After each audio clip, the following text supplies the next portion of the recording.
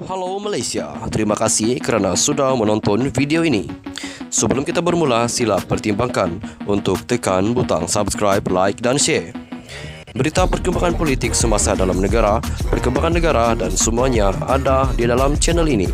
Terima kasih kerana sudah menonton. Hai halo Malaysia, selamat malam tuan-tuan dan puan-puan. Perkongsian berita hari ini dipetik daripada Malaysia Kini. PAU Labu Tirai kembalikan keyakinan Melayu jadi topik utama. Sebelum kita memulakan ataupun admin mengulas lebih lanjut berita ini, jangan lupa untuk tekan butang subscribe, like video ini dan jangan lupa untuk tekan butang share. PAU 2023 Perhimpunan Agung UMNO 2023 menutup tirainya petang tadi dengan ucapan penggulungan Presidennya Ahmad Zahid Hamidi. Pada PAU 2022 yang diadakan Januari lalu, kedudukan Zahid dan Muhammad Hassan jelas sudah tidak dapat dicabar lagi apabila perwakilan mengundi resolusi usul tiada pertandingan jawatan Presiden UMNO dan timbalannya pada pemilihan parti yang akan datang. Namun, PAU kali ini yang diadakan sejak kekalahan teruk dalam pilihan raya umum yang lalu membincangkan kelangsungan masa depan UMNO secara meluas oleh pemimpin dan ahlinya. Dilaporkan sebanyak 7,000 perwakilan dari seluruh negara berkampung di Pusat Dagangan Dunia WTC Kuala Lumpur selama 4 hari berbahas dan menyuarakan idea dengan satu matlamat bahawa mengembalikan keyakinan Melayu kepada parti tersebut.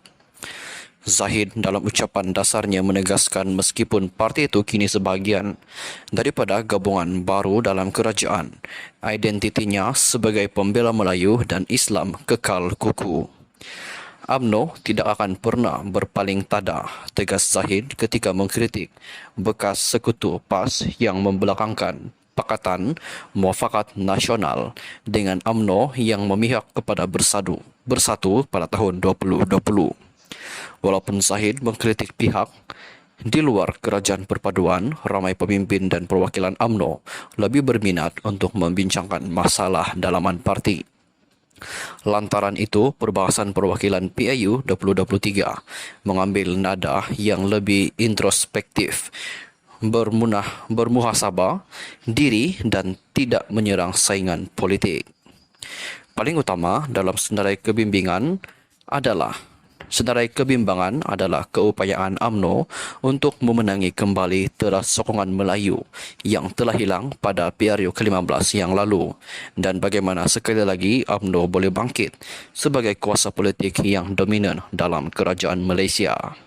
Antara lain, Ketua Pemuda UMNO Johor, Nur Azlin Ambros, telah memberi amaran bahawa tiada alasan untuk orang Melayu memilih UMNO jika ia hanya bertindak sebagai parti penyokong dalam mana-mana kerajaan.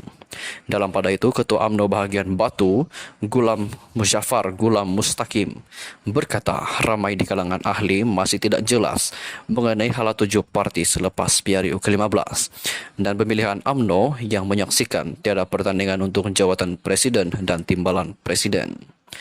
Tindakan UMNO memecat atau menggantung beberapa pemimpin terkemuka juga menyaksikan ada antaranya menentang parti itu dalam pilihan raya negeri yang akan datang. PAU kali ini juga merupakan yang kedua tidak dihadiri oleh bekas Presiden iaitu Najib Razak yang digelar bosku di kalangan pengikutnya. Setiap kali nama Najib disebut, lawan bebas bosku dan hidup bosku bergema di Dewan Merdeka.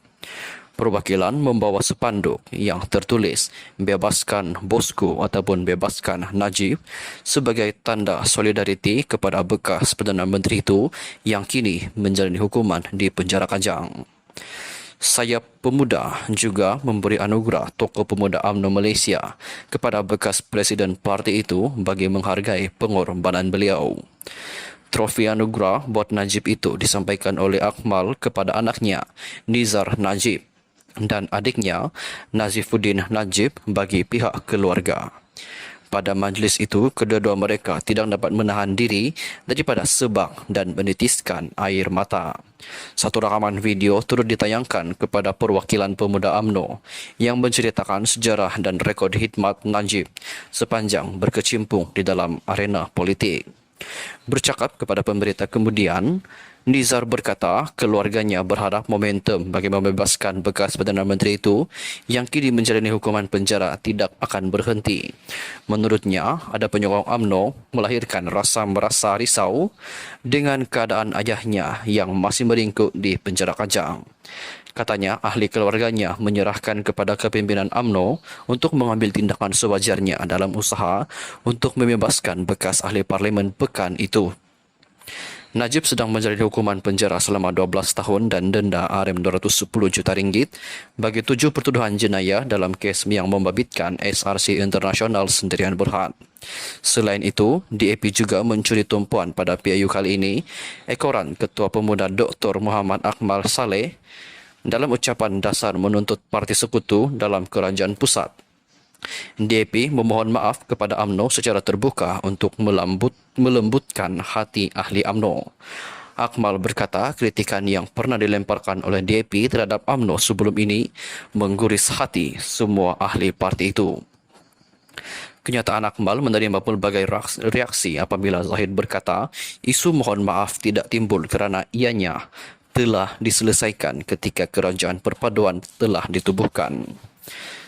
Sekian saja perkongsian berita untuk hari ini. Kita jumpa lagi di video yang seterusnya. Jangan lupa untuk tekan butang subscribe, like video ini. Kita jumpa lagi. Bye-bye.